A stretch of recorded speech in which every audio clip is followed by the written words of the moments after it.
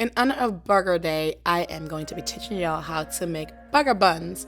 Yes, I love burger buns. Welcome to Addie's Kitchen. Let's bake. Proof your yeast.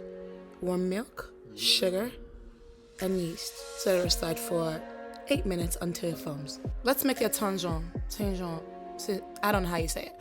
But it's a bread starter that releases the gluten and makes the bread really soft. Hey, do anyone? Let's start making our dough. Combine all your dry ingredients and whisk together. In my dough, I'm going to be using my brand new KitchenAid stand mixer. Set on low and add all your wet ingredients. Add your butter in little by little and get all the dough on the side. Add more flour if you need to, but make sure that the dough is firm like this. Look at that pretty dough. Place your dough in a bowl, cover with a damp towel, stick it in the oven and let it rise. Punch your dough and let it deflate.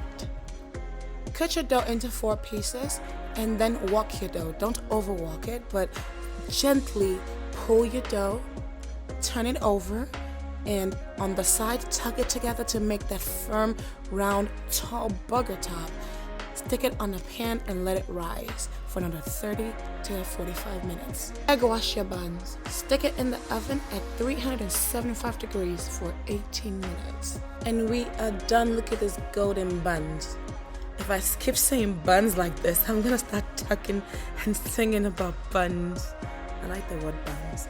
Anyways, thank you so much for watching my video. I served this alongside lamb burger meat, topped with beef, bacon, and a lot of other delicious goodies, and it held up so well. Thank you for watching my video. I'll see you next time. Bye.